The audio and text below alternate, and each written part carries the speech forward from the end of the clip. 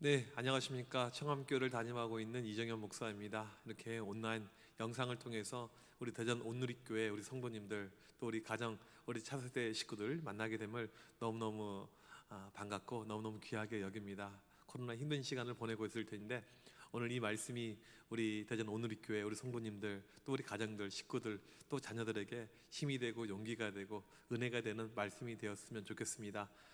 우리가 코로나라는 이 터널을 지나고 있는데 이제 제가 볼 때 많이 넘어간 것 같아요. 조금만 더 우리가 힘을 내서 가면 잘 극복하고 예전에 좋았던 모습, 또 그 이상의 모습으로 모든 우리 가정들 또 회복될 줄 믿습니다. 그 믿음으로 오늘 저와 함께 달리는 귀한 시간이 되길 바라겠습니다. 오늘 제가 여러분들에게 강의할 주제는 코로나 시대 가정 신앙 교육을 통한 위로와 소망이라는 이 주제를 가지고 제가 여러분들과 강의를 이렇게 나누려고 합니다. 이 코로나는 우리에게 많은 변화를 주었습니다. 어떠한 변화를 주었을까요? 자녀들이 우리에게 그렇게 힘든 존재라는 것을 우리가 처음 알게 되었죠.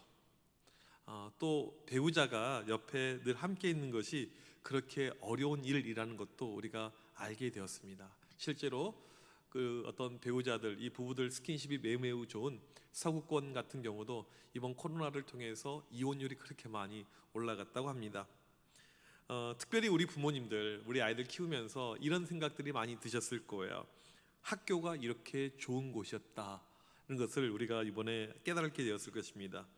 또 집에서 우리 아이들 2학습부터 온라인으로 이렇게 수업을 하는 가운데 이 수업의 현실을 발견을 하게 되었을 것입니다. 저희 집에는 초등학교 4학년짜리 제 아들이 이렇게 있습니다. 집에서 이렇게 온라인으로 수업을 하는 모습을 쭉 지켜보니까요, 선생님이 어떤 화면들 이렇게 송출이 되어서 열심히 준비한 내용들이 나오게 되는데 이 아이가 그 모습을 보면서 열심히 공부를 잘 하였습니다. 역시 우리 아들 교회 담임 목사 얼굴에 먹칠하지 않는 훌륭한 아들이구나.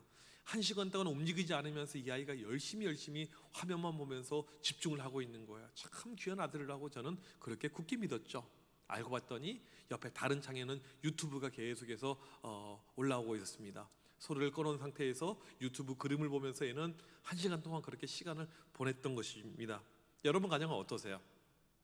제가 이제 새벽에 갈 때 핸드폰 알람을 맞춰서 이 핸드폰 소리벨 듣고 이렇게 새벽 예배를 오게 됩니다. 그래서 저한테 이 핸드폰은 단지 어떤 통신 도구뿐만 아니고 또 이렇게 새벽을 깨우는 알람의 기능을 하는 아주 중요한 도구이죠. 새벽에 이렇게 일어나는 시간이 있는데 그날따라 한 2시 반 정도에 상당히 일찍 눈이 이렇게 띄어졌습니다. 그래서 시간을 확인하려고 핸드폰을 찾았는데 핸드폰이 없는 거예요. 핸드폰이 어디 갔었을까요? 아무리 찾아봐도 핸드폰이 없어요. 그리고는 혹시나 해가지고 제 아들 방에 가서 봤더니 침대 밑에 제 핸드폰이 숨겨져 있었던 것입니다. 저희 집은 아이들에게 핸드폰을 주지 않습니다. 제가 그랬어요. 이 핸드폰은 네가 20살 될 때, 고등학교 졸업할 때 내가 핸드폰을 사주겠다 해서 핸드폰을 주지 않았어요. 그러니까 얼마나 핸드폰 하고 싶어요. 제가 저희 집에서 잠을 제일 일찍 잡니다. 그래서 이 아이가 제가 자고 있을 때 몰래 핸드폰을 가져가서 어떻게 제 비밀번호를 풀어서 이걸로 또 이렇게 유튜브를 보고 했던 그것이 또 기억이 납니다. 요즘에 제 아들이 이제 뭐 최근에는 좀 학교를 많이 가지만 일주일에 하루 학교 갔었을 때 이 아이가 보니까 몇 시에 일어나냐면 보통 해가 중천에 들 때 낮 12시에 일어나요. 이 11살짜리 아이가요. 제가 그랬어요. 너는 초등 대학원생이다. 너의 삶의 패턴은 대학원생하고 너무나도 비슷하다. 제가 그런 이야기를 한 적이 있습니다. 여러분의 자녀들, 여러분의 아이들은 어떻던가요? 또 우리가 온라인 예배를 많이 드렸었죠. 여러분 교회 우리 아이들 온라인 예배 잘 들었습니까? 진행이 잘 되던가요? 어린 아이들은 좀 괜찮아요. 이 어린 아이들 예배를 잘 들을 수 있는 아이들은 어느 연령이냐면 부모가 완력으로 예배를 드리게 하는 그 연령입니다. 그런데 부모의 완력을 벗어나는 그 연령 같은 경우에는 온라인 예배가 참 어렵죠. 힘들죠. 사이버 강의, 인터넷 강의, 온라인 강의도 어려운데 온라인 예배가 이게 쉽게 될 리가 만무하죠. 특별히 청년들, 고등학생들이나 청년들 같은 경우에는 그냥 내버려 두면 예배를 잘 들을까요? 한 번, 두 번은 들을만 하지만 이게 장기화가 되면 될수록 우리는 이것이 아니구나, 힘들구나, 어렵구나 이것을 아마 깨달으셨을 것입니다. 또 이 코로나는 우리의 민낯을 보여주었습니다. 제가 전에 청소년 사역을 할 때 이 청소년 사역을 한 23년 정도 이렇게 했는데 시험 기간 되면 애들이 교회를 안 나와요. 이런 아이들이 꼭 있습니다. 그래서 3월 초부터 해가지고 애들을 저는 잡았습니다. 이제 왜 이렇게 할 수밖에 없었냐면 제가 이렇게 집회를 세미나를 많이 다녔는데 가는 교회들마다 애들이 안 나와요. 특별히 학구열, 이 공부에 대한 열기가 좀 높은 지역 같은 경우에는요, 애들이 뭐 절반 이렇게 이상 교회를 안 나오는 거예요. 시험 기간 1년에 중간고사, 기말고사, 중간고사, 기말 4달 동안 이렇게 교회를 안 나와 버려요. 그러면 이건 제대로 신앙이 될 수가 없죠. 그래서 3월 달부터 저희 교회 아이들은요, 그렇게 수백 명의 아이들이 매주 오는데 제가 애들을 잡아놓고 이야기를 했어요. 시험 기간에 너희들 꼭 교회 와야 된다. 믿음으로 승부해야 된다. 하나님께 기도해야 된다. 그럼 애들이 아멘, 믿습니다, 그대로 될지어다. 그렇게 반응 보였을까요? 아니에요. 이게 안 됩니다. 어려워요. 너무너무 어려워요. 그래서 제가 이 아이들 어떻게 하면 좋을까 여러 가지 궁리하는 끝에 이제 시험 기간이 다가오기 시작하게 되면 애들이 학원 스케줄 잡기 전에 제가 먼저 선수를 쳐요. 설교 시간에 이번 시험 기간에 교회 안 나온 인간들 시험 망칠 줄 믿습니다. 애들이 아멘하고 그랬어요. 우리 교회들은요. 아마 우리 부모님들은 좀 언짢으실 수도 있을 텐데 이번 시험 기간에 교회 2주 연속 빠진 인간들은 답안지 한 칸씩 밀렸을 줄 믿습니다. 실제로 답안지를 밀렸을 애가 발생했어요. 참 놀랍죠? 언제? 수능 때. 아직도 저는 기가 막혀요. 그럼 제가 질문할게요. 제가 이렇게 애들에게 선포한 다음에 새벽에 기도하러 가서 이 결석자 명단을 바라보면서 하나님, 우리 교회 아이들 이번에 민지랑 수진이랑 이 아이들이 시험 기간에 교회를 안 나왔는데 답안지를 밀려쓰게 하여 주셔봐서 수능을 보는데 답안지를 밀려써가지고 그동안에 공부한 모든 것들 확 망하게 하여 주셔봐서 그렇게 기도했을까요? 안 했을까요? 그렇게 기도한 적 없습니다. 이 아이들을 향한, 쉽게 말하면 영적 부모의 마음을 가지고 이 아이들을 바로 세우기 위한 고육지책이죠, 이것은요. 그런데 아무튼 그런 일이 발생했어요. 이게 또 교회적으로 소문이 났습니다. 그리고 애들에게 이제 입소문이 퍼졌어요. 야, 정말 목사님이 그러는데 시험 기간에 교회에 빠지고 이 학원 간 애들 답안지 밀려쓰고 수능 때 망했더라, 막 이런 소문이 교회 안에 흉흉하게 둔 거예요. 그런 행동을 했었어요. 제가요, 오죽하면 그렇게 했었어요. 근데 이번에 이제 온라인 우리가 예배가 되면서 교회 오고 싶어도 오지 못하는, 올 수가 없는, 그냥 가정에서 예배를 드리는 이 상황이 되어버린 거잖아요. 우리 아이들의 믿음이 어떻던가요? 여러분, 가정에서 이 아이들 돌보면서 이 아이들이 정말 예배를 잘 드리고 집에서 핸드폰, 이 컴퓨터 또는 TV로 예배를 정말 열심히 드리던가요? 어린 아이들, 유치부 이런 아이들은 좀 쉬워요. 초등학교 고학년만 돼도 어렵고요, 중학생, 고등학생, 대학생, 정말 이게 어렵습니다. 저는 그런 생각이 들어요. 전에 우리가 시험 기간이라는 것이 우리에게 하나의 신앙을 테스트하는 어떤 모의고사였었더라면 이번에 코로나는 우리의 신앙을 진짜 테스트할 수 있는 수능이었다. 저는 그렇게 생각합니다. 전에 시험 기간을 못 이겼던 이 아이들, 이 가정들, 이 부모들 같은 경우에는 이번 코로나 때 완전히 무너진 거예요. 완전히 말 그대로 셧다운이 돼버린 거예요. 방법이 없게 된 거죠. 이게 우리의 민낯, 한국교회의 수준이 그냥 만천하에 다 드러난 것입니다. 우리의 믿음이 이것밖에 안 됐던 거예요. 교회는요, 예배 당에 와서 예배 드릴 수도 있고 가정에서 드릴 수도 있습니다. 장소가 중요하진 않아요. 그런데 동일한 마음을 가지고 영과 진리로 예배를 우리가 과연 드렸냐는 거예요. 여기에 대해서 질문해 봐야죠. 여러분의 가정이, 이 아이들은 영과 진리로 하나님께 최선을 다해서 예배를 드렸냐는 것입니다. 들었어요, 여러분들? 제대로 되던가요? 많이들 안 됐어요. 실패. 너무나도 많은 어려움이 있었죠. 이게 바로 우리의 수준이라는 것을 우리가 깨닫게 되었습니다. 그러면 이때 우리가 어떻게 해야 되는 것인가? 이 코로나로 우리가 계속해서 아마 내년까지 계속해서 진행될 텐데 우리가 어떻게 해야 될 것인가? 이 시대에 저는 정답은 성경에 있다고 믿습니다. 성경으로 돌아가는 것, 이것이 바로 저는 정답이라고 생각합니다. 우리가 그동안에 좀 부족했던 것들, 연약했던 것들, 우리 어떤 모자랐던 이런 부분들을 다시 한번 성경 말씀을 통해서 가정 가운데 적용하고 우리 부모님 마음 가운데 적용하는 가운데 다시 한번 실천을 해봐야 된다고 저는 생각합니다. 말씀 신명기 6장 4절에서 9절까지 여러분 한번 화면을 보시길 바라겠습니다. 제가 말씀을 다 읽지는 않을 거예요. 앞에만 제가 2절만 읽어볼게요. 이스라엘아 들으라, 우리 하나님 여호와는 오직 하나인 여호와시니 너는 마음을 다하고 성품을 다하고 힘을 다하여 내 하나님 여호와를 사랑하라. 이렇게 시작이 되는 가운데 이 말씀을 누구에게요? 너희 자녀에게 가르쳐라. 수시로 가르쳐라. 말씀을 가르치고 또 가르쳐라. 이게 성경의 메시지입니다. 여러분 잘 아시겠지만 이 말씀 신명기 6장 4절 시작이 히브리어로 쉐마 이스라엘 이렇게 시작하죠. 그래서 이 말씀을 가리켜서 쉐마라고 보통 부릅니다. 우리에게 지상 대명령은 마태복음 28장 이 말씀을 지상 대명령이라고 보통 이야기를 해요. 유대인들에게 있어서 지상 대명령은 방금 우리가 읽은 쉐마 이 말씀이 그들에게 지상 대명령입니다. 하나님께서 부모들에게 주셨던 최고의 말씀. 이 말씀의 핵심은 이거예요. 자녀들 신앙의 교육은, 영적인 훈련은 부모에게 줬다는 것입니다. 성경 어디에도 전도사님에게 줬다는 이야기가 없어요. 목사님에게 줬다는 이야기가 없습니다. 선생님들에게 줬다는 이야기가 성경 어디에도 안 나와요. 자녀들 신앙의 교육은 반드시 부모가 해야 된다. 부모가 중요하다. 이거예요. 우리가 가끔 예전에 착각했던 것이 있어요.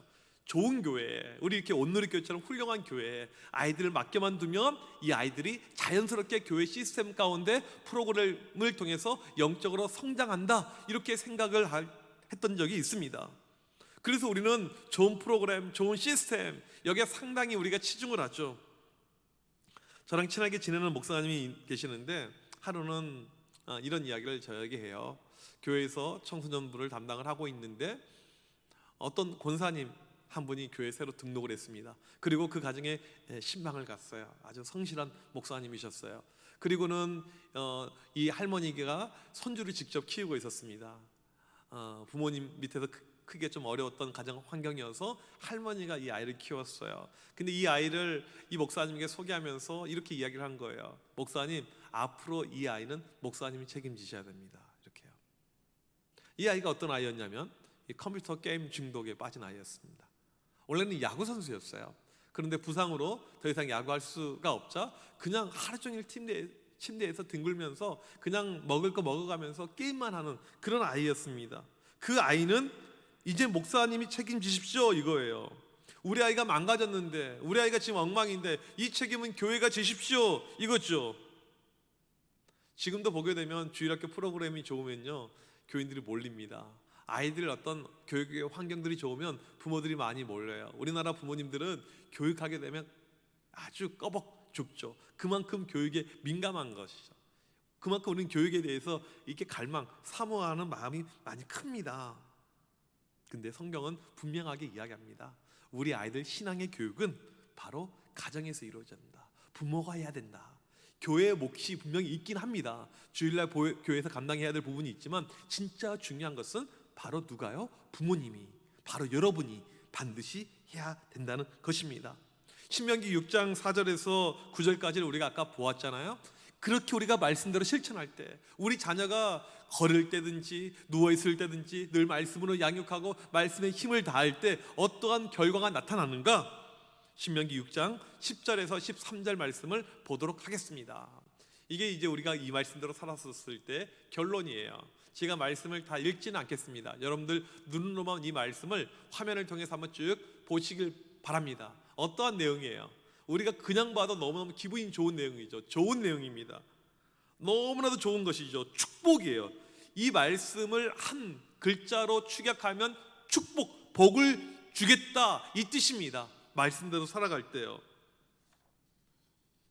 우리가 하나님의 말씀을 실천하면서 우리 가정에서 자녀들을 말씀으로 잘 양육할 때 이 가정이 축복된 가정이 된다는 거예요. 쉽게 말하면 이거예요. 우리 아이들 학원, 어떤 공부, 과외, 이런 사교육 여기에 많이 투자하지 못하더라도, 그렇게 투자하지 못하더라도 가정에서 우리 아이들 집중 있게 말씀으로, 성경으로, 신앙으로 양육하게 되면 그 가정이 축복된 가정이라는 것입니다. 믿으십니까? 아멘. 성경의 말씀은 분명해요. 이런 것은 미국 교회 역사에서도 잘 나타난 내용입니다. 이제 우리나라보다 이 미국 교회가 이제 복음을 일찍 받아들였고 일찍 시작한 이런 교회잖아요. 이 미국 교회 사진 한번 보시면 옛날 모습이에요. 미국 교회가 한창 부흥할 때 1800년대 후반대 1900년 초반대였는데 엄청난 부흥운동의 역사가 있었습니다. 이때는요, 온 가정이 함께 이 사진처럼 같이 교회 가서 예배를 드렸어요. 그러니까 모든 세대가 함께 어울려지면서 교회에서 이렇게 예배를 드렸다는 것입니다. 지금은 미국 장로교회가 한국 장로교회보다도 못해요. 상당히 믿음의 수준이 약화가 되어버렸는데 전에 1800년 초반에 보니까 10만도 안 되었던 미국 장로교회 교세가 부흥을 거치면서 1925년에 180만을 넘어서게 됩니다. 여러분, 그때요, 이 부흥할 때요, 거기에 유명한 청소년 사역자가 있었을까요? 우리 주일학교 사역자가 있었을까요? 훌륭한 교사들이 있었을까요? 없었어요. 신기하죠. 교회가 엄청나게 부흥하는데, 교회가 엄청나게 성장하는데, 사람들이 계속 몰려오고 있고 참된 부흥 운동이 일어나고 있는데, 거기에 전문 사역자들이 없었어요. 거기에 전문 교사들이 없었습니다. 너무너무 신기한 일 아닙니까?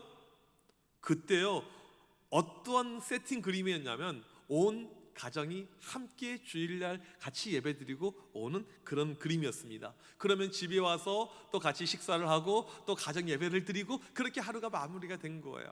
가정에서 신앙교육이 너무너무 잘 드려졌고, 주일날은 함께 식구들이 다른 식구들과 예배 드리는 그림, 이게 미국 교회의 모습이었습니다. 그런데 실은요, 우리나라도 과거 그랬어요.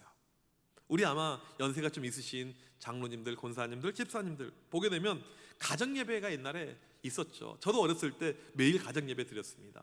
솔직하게 제 고백을 드리자면 저는 그 시간이 제일 싫었어요. 너무너무 힘들었습니다. 매일매일 성경 읽고 매일매일 기도하고 매일매일 예배 드렸던 그 순간이요. 그런데 한국 교회가 잘 될 때는요, 이 가정들이 예배로 든든하게 섰었습니다. 이게 어떤 가정 신앙 교육의 가장 중요했던 이런 어떤 부분이었죠. 그래서 초등학생들도 부흥회 하는데요, 앉아있기도 하고요. 그 다음에 교회 주일 저녁 예배는 청소년들이 교회 이 성가대를 쓰기도 하고요. 이랬습니다. 근데 지금 어떻습니까? 그런 것이 다 옛날 이야기가 되어버렸어요. 그리고 교회는 교회 학교, 이 주일 학교에 엄청난 투자를 해요. 많은 예산을 드립니다. 전문 사역자를 세웁니다. 엄청나게 좋은 시스템 프로그램들, 이렇게 건물들 만들어 갑니다. 결과가 어떻던가요?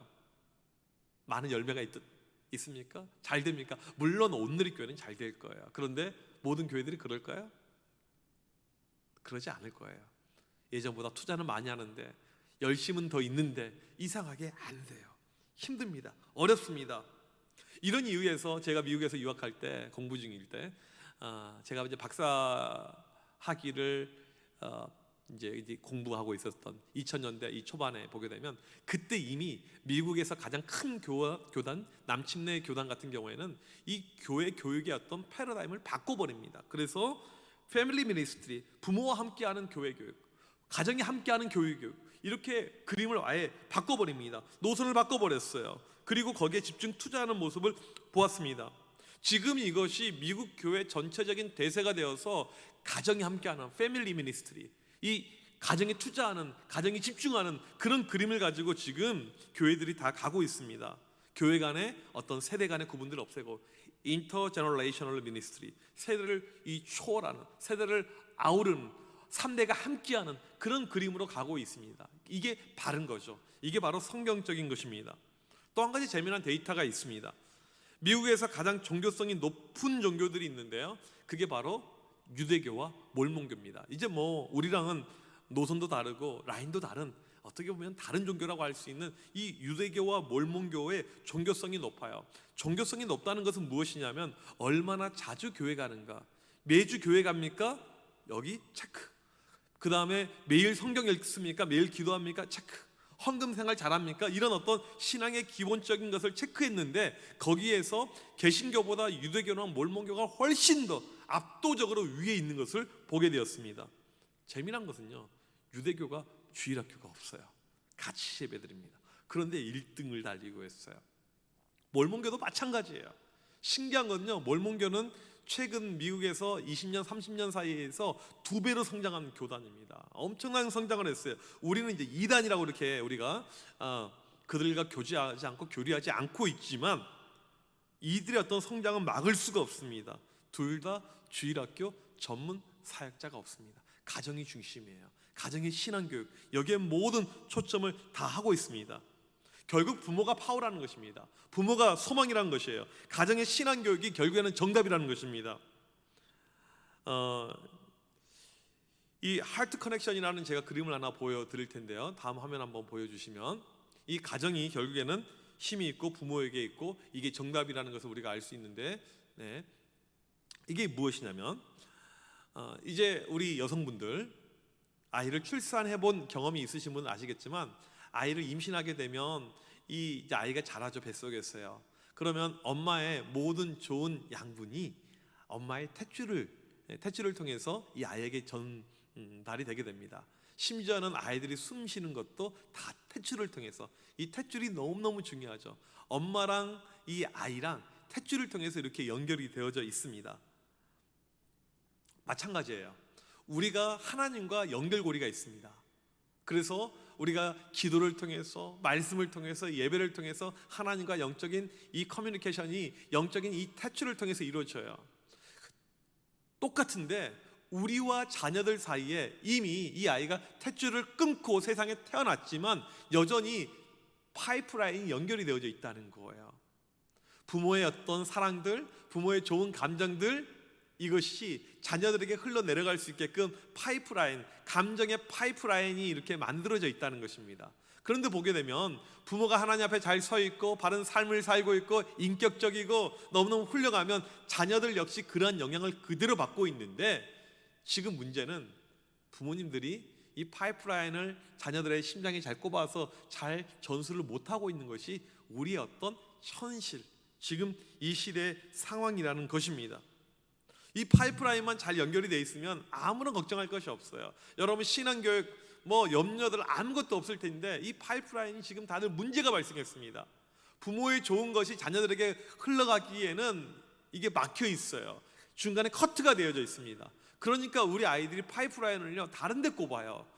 게임, 유튜브, 초등학생들 흔한 남매, 여러 가지, 이성, 심지어는 술, 담배, 안 좋은 것들 이렇게 꼽습니다. 그리고 거기에서 영향을 받아요. 우리가 해야 될 것은 부모와 자녀 사이에 이 파이프라인만을 잘 다시 한번 연결하게 되면 여러분들 가정들 아무런 문제가 없게 된다는 것입니다. 파이프라인의 작동, 이 탯줄의 작동, 우리가 어떻게 해야 되는지 이것을 조금 오늘 우리가 좀 깊게 볼 필요가 있는 것입니다. 이 하트 커넥션, 아까 설명드렸죠. 이것이 얼마나 중요한지 미국에 제가 살던 지역에 스타 텔레그램이라는 이런 신문이 이렇게 있었습니다. 이 신문에 하루는 재미난 이런 데이터가 올라왔어요. 제가 살고 있었던 이 도시, 대도시에 상위 20%에 속하는 고3들, 학생들에 대한 데이터 조사였습니다. 재미난 결과였어요. 우선 이 아이들이 교회를 잘 나오는 아이들이 많았습니다. 자신의 삶의 최고의 상담가가 누구인가? 놀랍게도요, 이 고3 아이들이 47%가 부모라고 답변했어요. 내 삶의 진작에 관여하는 사람이 누구인가? 70%가 부모라고 답변했습니다. 41%는 온 가족이 매일 식사한다고 했습니다. 성적 때문에 부모에게 혼나본 적이 있니? 92%가 한 번도 없다고 이야기를 했습니다. 학생들의 성적, 신앙, 부모랑 하트 커넥션, 이 관계 형성, 이게 연결고리 가운데 있다는 거죠. 부모랑 자녀랑 하트 커넥션이 잘 되어져 있는, 이 마음과 마음이 잘 관계가 형성이 되어져 있는 이 가정이라면 신앙도 좋았고 아이들의 학업의 열매도 좋았다는 거예요. 결국에는 부모와 자녀 사이의 이 관계가 너무너무 중요하다, 끈끈한 관계가 필요하다, 이거였어요. 다음 또 한 가지는요, 제가 읽은 책 가운데 크리스천 스미스가 쓴 소울 서칭이라는 책이 있습니다. 다시 한번 아까 그 화면 띄워주시면요, 바로 이 책인데, 노틀담이 명문대학이죠. 거기 교수인 크리스천 스미스가 미국에 있는 청소년 3,000명을 아주 크게 서베이를 했어요.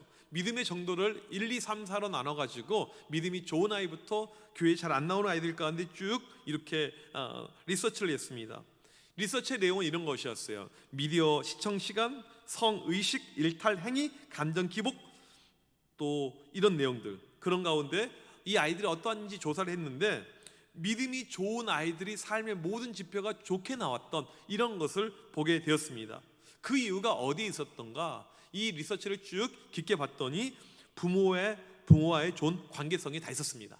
그러니까 우리 아이들이 부모랑 좋은 관계를 유지하고 있었던 아이들이 부모랑 시간도 많이 보내고 여전히 부모랑 좋은 스킨십을 하고 있고 부모랑 너무너무 행복한 이 관계를 맺고 있는 아이들이 신앙생활도 잘하고 있었고 삶의 긍정의 지표가 너무나도 많아 있었다, 이것을 알 수가 있었던 것이죠.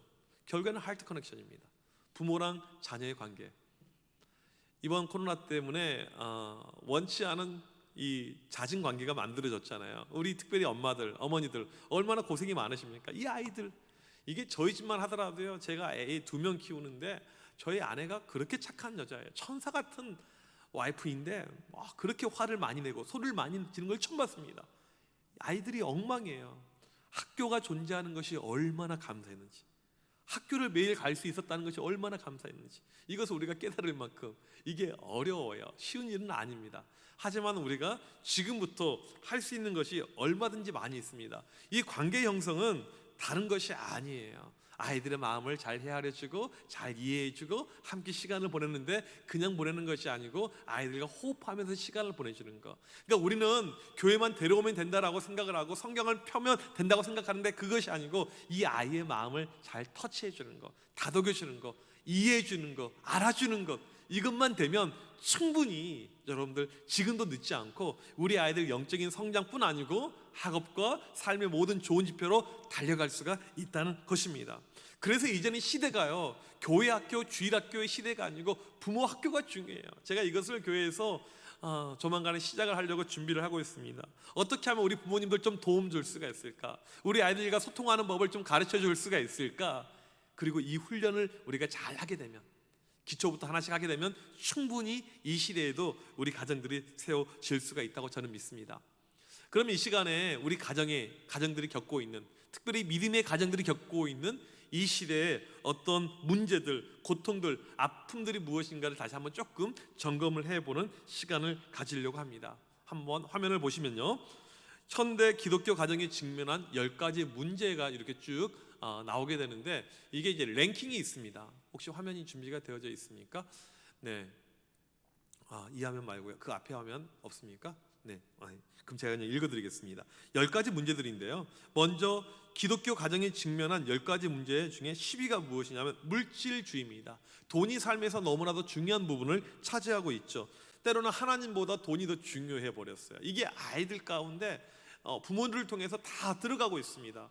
아까 파이프라인 이야기했잖아요. 안 좋은 것도 들어간다니까요. 이 물질주의 문화가 가정 안에 흐르고 있어요. 일반 세속 이 사회랑 동일한 거죠. 구둥이 무엇이냐면 일과 가정의 밸런스. 일이 더 중요한가 가정이 중요한가, 이게 참 어려워요. 우리 직장에 계시는 우리 아빠들, 아버지들, 이것 때문에 힘들잖아요. 가정에 가려고 하는데 직장 눈치가 보이고, 이런 어려움들, 밸런스 맞추는 거. 8위가 무엇이냐면요, 미디어의 부정적인 영향들. 이번에 우리가 크게 깨달았죠. 유튜브. 저희 집 아이는요, 흔한 남매를 봐요. 흔한 남매. 너무너무 이걸 재밌어 합니다. 근데 거기에 이제 안 좋은 표현들, 아이들이 사용하면 해서는 안 되는 그런 내용들이 나옵니다. 이 미디어, 유튜브 그냥 아이들에게 맡겨줄 수가 있습니까? 좋지 않은 이 네거티브한 것들이 너무나도 많이 나오고 있는 것을 우리가 알죠. 7번째, 대화의 부재. 참 이게 심각해요. 식당에 딱 가잖아요. 우리나라 가정의 어떤 식탁의 문화를 보게 되면 아이들이 좀 어리거나 밥을 혼자서 잘 못 먹거나 이런 가정들의 특징들이 있어요. 어느 가정이 너무너무 조용하게 잘 있어요. 보면 애들이 5살, 3살인데 둘 다 핸드폰을 하나씩 보고 있습니다. 그리고 엄마 아빠는 밥을 먹고 있어요. 이것 말고는 방법이 없는 거예요. 지금 이게 이 시대의 어떤 모습이 되어버렸습니다. 함께 있지만 대화하지 않습니다. 나는 TV 보고 애들은 핸드폰하고 그냥 각자 할 것을 하고 있는, 대화가 전혀 없는. 저는 이제 농담으로 이런 이야기를 한 적이 있어요. 어느 낮 시간에 카페 제 아내랑 간 적이 있었는데 제 앞에 있는 저보다 나이가 훨씬 많은 이 중년의 남성 여성이 있는데 너무너무 살가워요. 너무너무 살가워요. 근데 우리나라 사람들이 하는 이야기가 있는데 무엇이냐면 너무너무 살가우면 불륜이고 둘 다 각자 핸드폰 하고 있으면 부부다, 그런 말을 할 만큼 뭐 다 그렇지는 않겠지만요, 대화가 없는 것, 이것이 지금 우리 가정의 문제가 되어버렸습니다. 6번째, 경제적 압박. 코로나 때문에 우리 자영업자들부터 해서 힘드신 분들 많이 계실 거예요. 아마 우리 온누리교회도 이런 분들이 많이 계실 거예요. 이 파이낸셜 프레셔들, 이게 계속해서 몰려오는, 아이들 크면 클수록 맞벌이도 해야 되고 돈을 벌여야 되고 어려움이 발생하죠. 다섯 번째, 훈계 결핍. 자녀들을 더 이상 혼내지 않습니다. 애들이 소중해요. 자녀가 한 명밖에 없습니다. 자녀가 이제는 귀해요. 혼을 안 내니까 애들이 잘할 수가 없어요. 영어에 제자라는 단어, disciple, 이 단어가 어디서 온 거냐면 연결된 단어가 이 훈계라는 단어, discipline하고 연결이 되어져 있는 단어입니다. 훈련 없이, 훈계 없이 제자가 만들어지지 않아요. 우리 아이들도 마찬가지입니다. 이 아이들 훈육 없이, 쉽게 말하면 이 아이들이 죄성이 있기 때문에 잘못해요. 그러면 혼내야죠. 틀린 것을 틀렸다고 이야기를 해줘야죠. 그것이 있어야지 애들이 바로 잘할 수가 있는데 그것이 지금 빠져있다. 네 번째, 아버지의 부재. 이거 뭐냐면 아버지가 계시는데 역할 부재예요. 집에 사는 역할이 없어요. 아버지는 계시는데 돈 벌어오는 것 말고는 아버지의 특별한 역할이 사라져버린 이 시대, 이게 지금 가정의 큰 문제죠. 전에 보게 되면 아버지 자리가 있고 아버지가 사용하시는 식기가 따로 있고 숟가락이 따로 있고 아버지가 한 숟갈 떠야지 식구들이 식사를 했던 그 우리 가부장적인 문화 있지 않습니까? 물론 부정적인 것도 많이 있지만 아버지가 한 말씀 하시면 그것을 법으로 여겼던 이 시대, 하지만 전혀 그것이 사라져버린 시대가 되어버렸다는 것입니다. 세 번째, 바쁨. 온 식구가 다 바쁘게 지냅니다. 이제 영향력을 주는 것이 불가능해요. 부부들이 맞벌이 하는 경우가 상당히 많이 있죠. 아이들도 학교 끝나면 학원으로 이렇게 뺑뺑 돌다가 집에 와야 됩니다. 모두가 바빠요. 그러니까 어떤 선한 영향력, 좋은 영향력을 주기 힘든 이 시대가 되어버렸다는 것입니다. 2등은요, 이혼입니다. 별거나 이혼이 이제는 남의 일이 아니에요. 교회 안에도, 믿음의 공동체 안에도 그런 일들이 많이 발생을 하고 있습니다. 이것을 통해서 우리 아이들이 고스란히 여러 가지 피해를 보고 있죠. 1등, 현대 기독교 가정이 직면한 문제들 1등이 무엇일까요? 이것은 바로 비기독교 문화의 가정의 침투입니다. 그러니까 이 믿는 가정이라고 하고 예수 믿는 가정이라고 하지만 실상 살아가는 모습에 있어서는 믿지 않는 가정하고 아무런 차이가 없어요. 이게 쉽게 말하면 비기독교 문화의 가정의 침투입니다. 내가 생각하는 것, 내가 판단하는 것, 내가 결정하는 것, 모든 것 가운데 교회 안 다니는 사람하고 큰 차이가 없어요. 아이들도 그렇게 느끼고 있어요. 알고 있어요. 이것을 다 배우면서 신앙생활을 하고 있는 거죠. 이게 지금 우리 가정의 문제라는 것입니다. 10월 31일 날 할로윈데이가 있었습니다. 아이들 유치원 보낼 때 이날은 특별히 어떤 분장을 하자, 복장을 하자, 이렇게 해서 이렇게 많이 보냅니다. 할로윈은 제가 미국에 있을 때 보니까 믿는 사람들, 정말 신실한 사람들은요 할로윈을 지키지 않은 것을 제가 보았어요. 깜짝 놀랐습니다. 세상적으로는 뭐 마트부터 모든 것을 다 이 주황색으로 도배를 해가지고 할로윈 파티, 할로윈 축제를 준비하는데 믿음의 사람들은 그렇게 하지 않았어요. 저희 교회에서는 할로윈 데이가 되게 되면 할렐루야 나이스를 했어요. 그래서 이 어떤 무서운 공포 복장이 아니고 이 천사의 복장, 여러 가지 성경의 캐릭터 복장 하면서 이렇게 왔던 그 그림이 떠오릅니다. 우리는 너무나도 쉽게 세상 문화에 빠집니다. 그냥 따라가요. 믿는 가정하고 믿지 않는 가정 아무런 차이가 없죠. 10월 31일 할로윈데이는요 공교롭게도 종교개혁 기념일입니다. 우리 개신교가 태동하게 된 날이라고요. 그러면 우리 가운데 무엇인가 기독교 문화가 필요하죠. 어느 교회에서는 할로윈 때 홀리윈 하더라고요. 홀리윈, 거룩이 위긴 거룩이 이겼던 홀리윈, 이게 바로 종교개혁 정신이 아닌가 저는 그렇게 생각을 해봅니다. 비기독교 문화의 이 가정의 침투, 이게 어렵죠. 이런 시대를 살고 있는데 우리가 어떻게 하면 좋을까요? 우리 대전 온누리교회 우리 가정들은 어떻게 해야지만이 이것을 우리가 극복하면서 이 시대의 희망으로 빛으로 우리가 살 수 있을까요? 실제로 이번 코로나 때 저희 교회, 제가 지금 심호하고 있는 서울 용산에 있는 저희 교회는 숙대 바로 옆에 있는데요. 이 청파동이라는 지역에 있는데 저희 교회는 코로나를 그래도 나름 잘 선방을 하고 있습니다.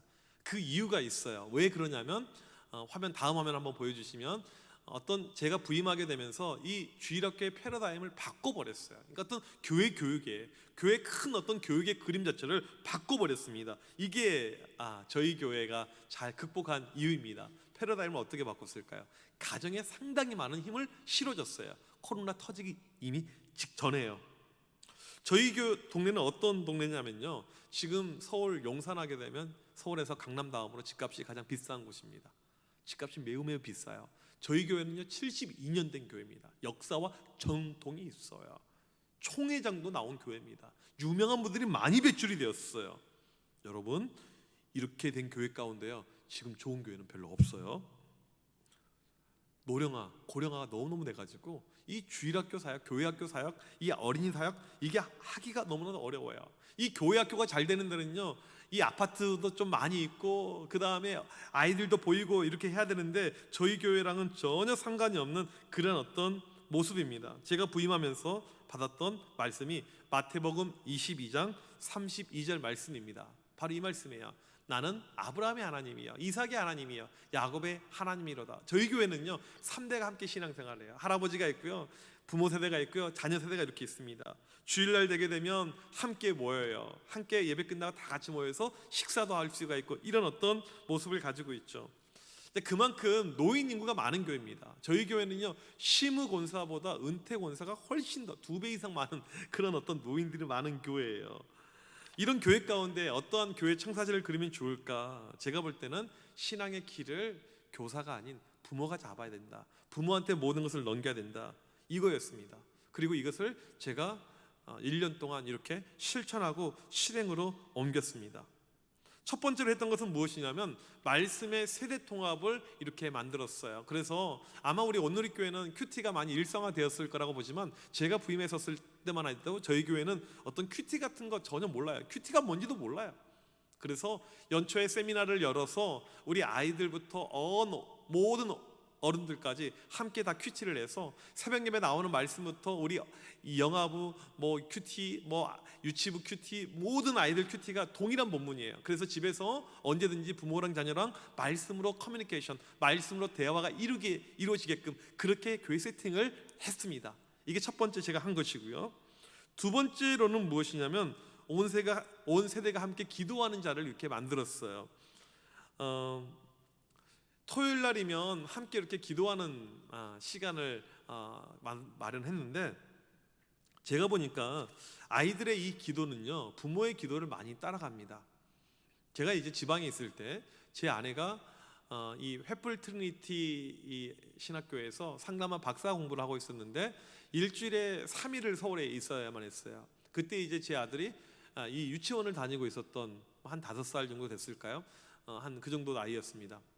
그래서 제가 이제 이 아이를 유치원 보냈다가 데려와서 집에서 이렇게 저녁에 케어하고 이렇게 시간을 보냈는데 새벽 기도 갈 때 이 아이가 잘 자는 것을 확인하고 제가 이렇게 새벽 예배를 옵니다. 그렇게 와요. 교회에서 저희 집까지 그게 멀진 않았지만 이 교통신호 2개를 건너서 와야만 했습니다. 이렇게 새벽에 와서 기도하고 다시 집에 들어가고 했는데 하루는 새벽 예배를 들으는데 느낌이 이상해서 옆을 쳐다봤더니 제 아들이 와 있는 거예요. 제가 데려온 적이 없는데 어떻게 왔나 봤더니 얘가 눈을 떴는데 아빠가 없으니까 무서우니까 혼자 옷을 입고 혼자 신호를 건너서 얘가 따라온 거예요. 얼마나 제가 그때 시겁했는지 무서웠는지 간담이 서늘했는지 몰라요. 다행히 아무 사고 없이 잘 와서 다행이죠. 그리고는 이제 새벽 예배 시간에 기도를 하죠. 기도하는데 애가 어떻게 기도하나 제가 곰곰이 봤어요. 제가 기도할 때 무릎 꿇고 기도하거든요. 따라서 무릎 꿇고 기도하더라고요. 그리고 소리 내면서 막 기도를 해요. 제가 그 모습을 보면서 이 아이들이 어른들 모습을 그대로 따라가는구나. 우리가 해야 될 것 중에 하나가 우리가 있는 신앙의 텃밭에 아이들을 자주 데려오는 것입니다. 그리고 보여주는 거예요. 이 시골 가면 텃밭 있잖아요. 고구마를 캐는 법, 감자를 캐는 법 엄마가 가르쳐주면 금방 따라하잖아요. 기도하는 법, 말씀 보는 법, 신앙의 모습을 가르쳐주는 거죠. 어렸을 때부터요. 아이들이 따라오게끔. 이게 가장 좋은 길입니다. 저희가 한 달에 한 번 온 가족 새벽 예배를 드려요. 저희 교회는 좀 특수해요. 교회는 서울시 용산구에 위치하고 있지만 저희 교회 젊은 분들은 용산구에 사는 사람이 거의 없습니다. 경기도 쪽에 살아요. 일산, 판교, 분당 이렇게요. 수원, 심지어 인천 근데 그날이 되면요, 토요일 날이요, 다 와요. 한 달에 한 번은 다 모입니다. 저희가 1시간 정도 이렇게 예배를 드리는데 그날은 축제의 시간입니다. 아주 즐거운 시간이에요. 은혜의 시간입니다. 어린 아이부터 어른들까지 함께 기도하는 열정적인 시간이에요. 얼마나 좋은지 몰라요. 한 달에 한 번 그런 시간 갖는 것, 온 가족이 함께 기도하는 것. 세 번째로는 저희가 세대를 통합해서 예배를 드립니다. 절기일 때 이렇게 또 교회 행사 때 함께 예배를 드려요. 감사하게도 저희 교회 본당이 매우 넓어서 거리두기를 해도 충분히 예배를 드릴 수 있을 만큼 아주 1000석이 넘는 매우 넓은 저희는 본당이 있어서 감사합니다. 보통 세대 통합에서 예배 드린다면 아이들이 싫어합니다. 왜요? 재미없으니까, 지루하니까, 따분하니까. 저희가 절기 때 제가 어떤 그림을 그렸냐면 추석이나 설날이 되게 되면 온 식구들이 함께 모입니다. 아이들도 가요. 그 시간에 애들이 그래도 좋아하죠. 쉬는 날이고 재미있고. 교회의 절기도 어떤 그런 가족들이 함께 모이는 축제이면 좋겠다라는 그런 생각이 들었습니다. 그래서 세대 통합을 이렇게 예배를 1년에 한 8번 정도 지금 드리고 있어요. 애들이 함께 동참해서 예배를 드리고 예배 순서에 아이들이 동참을 해요. 대표교회들도 들어가고 교동문도 들어가고 뭐 찬양도 들어가고 여러 가지 순서에 아이들이 다들 들어가 있어요. 이렇게 예배를 다 드렸는데 끝나고 나서 흥미로운 반응을 제가 보았습니다. 첫 번째 세대 통합 예배 드린 다음에요. 장로님들이 당회에서 말씀하시는데 하는 이야기가 애들이 떠들지 않네요 이거였어요. 어른들과 같이 예배 드릴 때 장로님들의 생각은 애들이 떠들까봐 여기에 대한 어떤 걱정이 많았는데 안 떠든 거예요. 왜 안 떠들었을까요? 재밌으니까, 괜찮으니까. 저는 이 예배를 드릴 때 이 예배가 어른들 예배에 아이들을 참여시킨다는 개념이 아니고 모두가 함께하는 예배예요. 아이들의 예배이기도 하고 어른들의 예배이기도 하고 아이들이 모든 순서에 그래서 동참을 하게 됩니다. 여기서 가장 중요한 것은 설교입니다. 이 설교가 그냥 어른들 중심의 설교, 어른들만 좋아할 만한 설교가 되게 되면요 이 아이들이 소외가 돼요. 또 반대로 아이들만 좋아하고 너무 수준 낮은 설교면 어른들이 시시하게 여겨지게 됩니다. 어른들도 은혜 받으면서 아이들도 좋아할 만한 그런 설교자가 중요하죠. 이건 저는 그렇게 생각해요. 세대통합 예배에서 담임 목사가 설교하기가 어려우면 과감하게 부교육자들, 우리 전도사님들, 우리 교육부 담당하는 목사님들 설교 얼마나 잘하는데요. 그분들 세워서도 얼마든지 저는 가능하다고 생각합니다. 저희 교회는요 이 세대통합 예배를요 아이들이 좋아해요. 제가 끝나도 물어봐요. 저희 아이한테요. 초등부가 재미있어? 이 어른들 예배가 오히려 재밌다고요. 이게 충분히 가능한 거죠. 저는 우리 이 다음 세대 사역에서 중요한 것은 교회가 세대를 통합해서 가는 모습들, 이게 원래 성경에서 말해주는 모습이고 지금 잘되고 성장하는 부흥하는 교회들은 이 모습을 모두 가지고 간다고 생각합니다. 제가 예배 시간에 종종 외치는 구호가 있어요. 어른이 불편하면 아이들이 행복해진다. 어른들이 불편해지면 아이들이 행복해진다. 우리가 조금 힘들면 새로운 사람들은 편해지게 됩니다. 우리의 기득권을 조금만 내려놓으면 얼마든지 가능하다고 저는 생각합니다. 이 코로나 시대 때 지금 가장 교회마다 중요한 것은요 가정으로 신앙을 다시 한번 회복하는 것입니다. 복귀시키는 거예요. 예전처럼 주일학교의 모든 것을, 교회학교의 모든 것을 다 맡겼더라면 이제 그렇지 않고 다시 성경에서 말했던 성경의 그림으로 원래의 모습으로 돌아가는 것, 이것이 교회가 해야 될 저는 가장 중요한 본질이라고 믿습니다. 우리 대전 온누리교회는 저력 있는 교회잖아요. 훌륭한 교회잖아요. 뛰어난 교회잖아요. 저는 충분히 할 수 있다고 생각합니다. 우리 부모님들 부담 갖지 마세요. 집에서 매일 우리 자녀들하고 전에는 한마디 대화했었더라면 이제 2마디 대화하는 것이고, 전에 성경 한 장도 안 읽었었더라면 이제 한 절이라도 읽는 것이고, 한 번이라도 기도해 주는 것이고. 아이들이 무엇을 좋아하는 줄 아세요? 저희 집 아이들은요 제가 자기 전에 이렇게 기도를 해줘요. 그러면 이게 습관이 되니까 애들이 꼭 찾아와요. 아빠 기도해 달라고. 그럼 제가 꼭 안고 기도해 주죠. 애들이 너무너무 행복해하는 그런 시간임을 저는 보게 됩니다. 우리가 어떤 큰 것들, 많은 것들, 여러분들 한 술에 절대 배부를 수가 없죠. 아이들과 조금 관계가 멀어졌다면 가까워지는 연습들을 이제는 우리가 해야 되고요. 신앙에 있어서 기본적인 것, 오늘부터 기도 1분이라도, 성경 한 절이라도 같이 읽는 것들, 이 가정에 안에서 이것이 잘 이루어지게 되면 코로나가 장기화가 되고 또 나중에 혹시 교회에 못 온다 할지라도 어떠한 어려움도 어떠한 문제도 저는 없을 거라고 생각합니다. 성경으로 돌아가면 되는 것입니다. 성경에서 말하는 대로 하면 되는 것이에요. 우리 대전 온누리교회 성경으로 돌아가셔서 꼭 이것을 실천하는 가운데 우리 차세대 모든 가정들 가운데 하나님의 놀라운 임재가, 역사가 넘치길 주님의 이름으로 간절히 축복합니다. 기도하겠습니다. 하나님 아버지 감사합니다. 우리 대전 온누리교회를 사랑해 주셔서 이 코로나 시대임에도 불구하고 이런 귀한 세미나 시간을 우리에게 허락하심을 감사합니다. 하나님, 코로나로 인해서 우리가 여러 가지 신앙에 많은 도전을 받았고 우리 아이들 또 믿음의 민낯을 우리가 많이 보았습니다. 먼저 부족한 우리 부모들, 우리의 모습들, 어른들의 모습들을 불쌍히 여겨 주셔서 이제는 우리가 성경으로 돌아가길 원합니다. 하나님의 말씀으로 돌아가길 원합니다. 실천하길 원합니다. 가정에서 우리 아이들 그냥 각자 시간 보내는 것이 아니고 함께 시간을 보내고, 이제는 좀 대화 하나를 나누고, 이제는 아들과 소통을 하면서, 이제는 우리가 기도도 같이 하고 말씀도 같이 나누고 영적인 훈련을 같이 할 수 있는 그런 공동체로 변화시켜 주셔서 그런 가운데 우리의 모든 소망이 하나님, 우리 가정 안에 있사온데 우리 믿음의 가정들이 든든히 서서 이 코로나를 잘 이겨내고 믿음의 장성한 분량에 이를 수 있는 복된 우리 대전 온누리교회 모든 가정들 되게 하여 주시옵소서. 이 모든 말씀 예수 그리스도 이름으로 간절히 기도하옵나이다. 아멘.